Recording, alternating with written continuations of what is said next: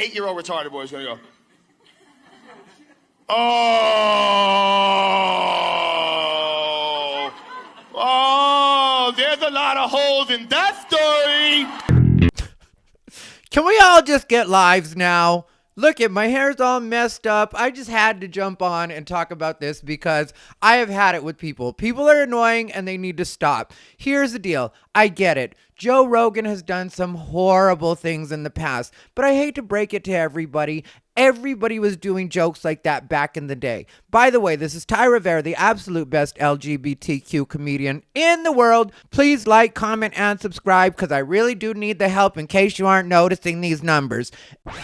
Anyway, here's the thing that's getting on my nerves about it. In case you all didn't know, 2006 was when this was from, and I'm getting tired of people digging up old stuff, and I'm getting tired of nobody ever calling out, why don't these people have lives? Why do these people spend all their time trying to find these things in order to take people down that they'll never know, that they have no interaction with? How about you stop the former racists you actually know? Let's start with your grandma. Let's start with your grandpa, because I hate to tell you young people, but everybody over a certain age, say over 40, has said things that were unacceptable by today's standards. How about you cancel those people first? Oh, because they're paying your bills, because they're the ones that are making sure that you have your rent money while you're writing blogs about Joe Rogan, while you're spending all day on Twitter trying to get people canceled. This is the reason that I don't buy into anything when it comes to these people. People will write blogs about gentrification while living in Silver Lake and Echo Park, which, if you don't know, are very heavily gentrified areas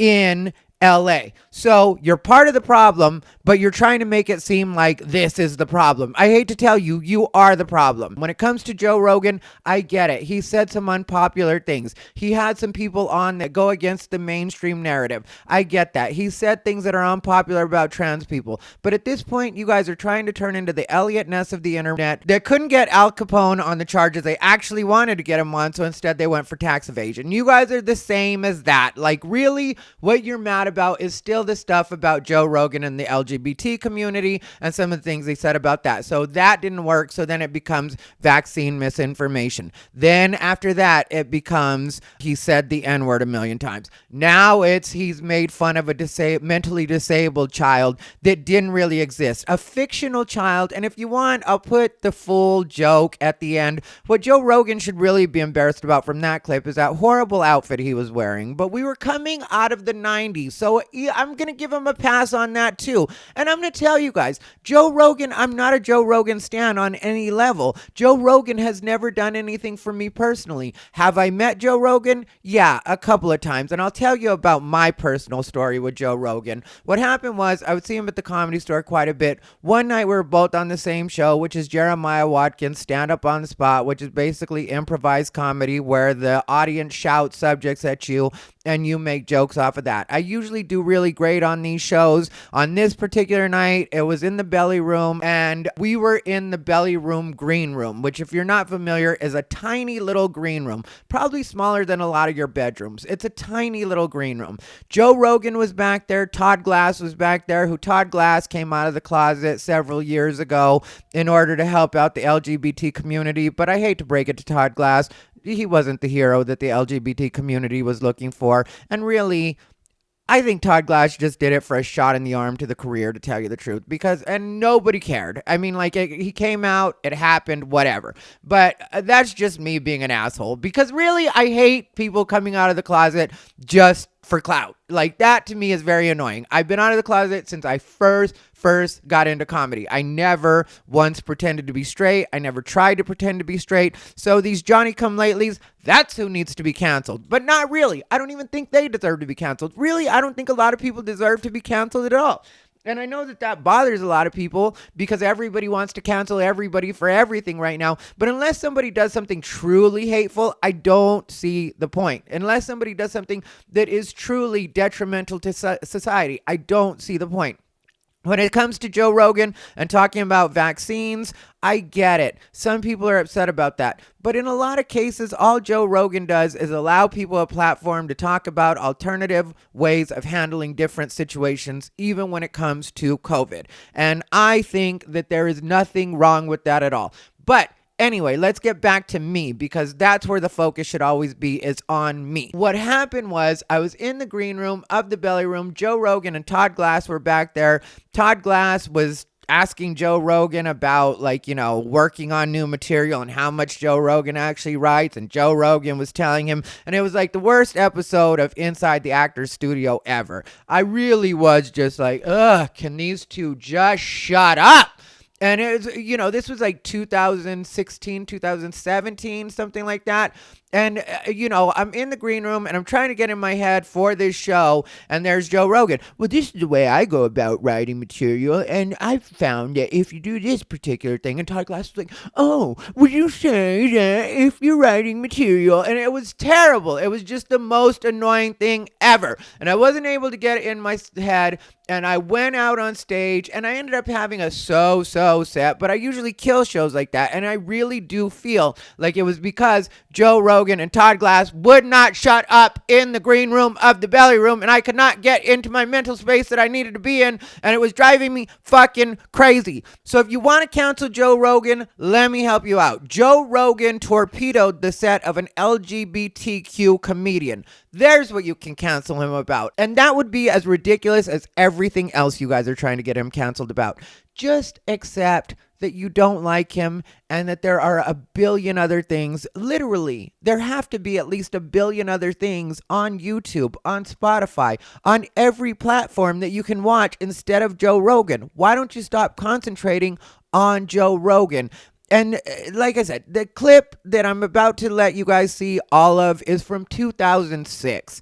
Get lives. Up until about 2010, 2011, maybe even later than that, there really wasn't a woke culture, and people were just saying whatever they wanted to, whether it was jokes about retarded people, whether it was jokes about Mexicans, black people, white people. Everybody was just joking about everything, and that's the way it was. That's why when Kevin Hart got in trouble, that was from 2009. Tracy Morgan got in trouble 2009. Like, everybody that gets in trouble, if you look at when it was, it comes from a time before people were woke. And I wish we could go back to those times, really, because there was a lot less bitching. There was a lot less people complaining about things that nobody cared about, because if you haven't noticed, the general public is not going with you. There's a couple of people that are very loud on the internet right now, and they shame people into doing what they want them to do and saying what they want them to say by threatening their careers, by threatening the bottom line. That's why The Rock just came out and revised his statement and said he hadn't known about Joe Rogan saying the N-word and that it does look terrible. But I was just hearing whispers of The Rock having said some homophobic stuff in the past, which I don't care about. As a gay man, I do not care about that. I don't care what The Rock said back when he was doing WWE. I do not care. I don't want to hear it. Howard Stern, also, who I loved Howard Stern back in the day. Now I'm not so sure on him because he tries to backtrack on a lot of things that he said, and he also will try to outright deny, like when they told him, you use the N-word a lot. He was like, I didn't use the N-word. Let's be very clear. And it's like, as a Howard fan, it's like, Howard, you said the N-word so much, unless you have dementia, there's no way that you cannot remember that you actually said the N-word. Joe Biden, our president, said the N-word. We already have a nigger mayor. We don't need any more nigger big shots. A lot of people said a lot of stuff they shouldn't have said back in the day. Now we're in 2022. We move forward. We see where people are at these days, and we judge them on that, not what they've said in the past. Let's get over it. Let's move on. As a society, it's doing nothing for us. All it's doing is radicalizing people towards the right. Anyway, that's the way I feel about it. Now, watch the entirety of this ridiculous clip where he supposedly makes fun of a mentally challenged child, which is an imaginary child, and I doubt that there were any mentally challenged children in the audience that day that saw it and got offended or felt hurt by it. I'm so tired of people. Just get over yourselves, please. That's enough. Gugh. Anyway, like, comment, and subscribe. Here's your clip. Noah magically got two of each animal to come to him on foot from all over the world. And they willingly boarded the boat and got into cages. And they sailed away for 40 days and 40 nights. And civilization began anew. 8-year-old retarded boy is gonna go.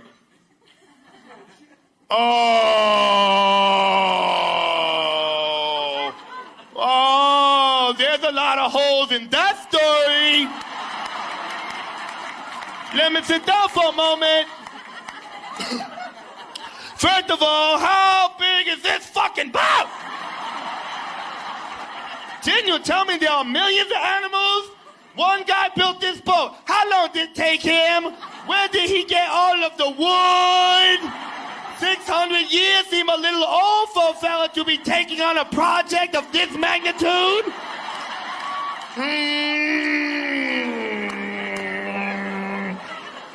The animals come on foot. Isn't the earth 24,000 miles long and 3/4 covered with the water?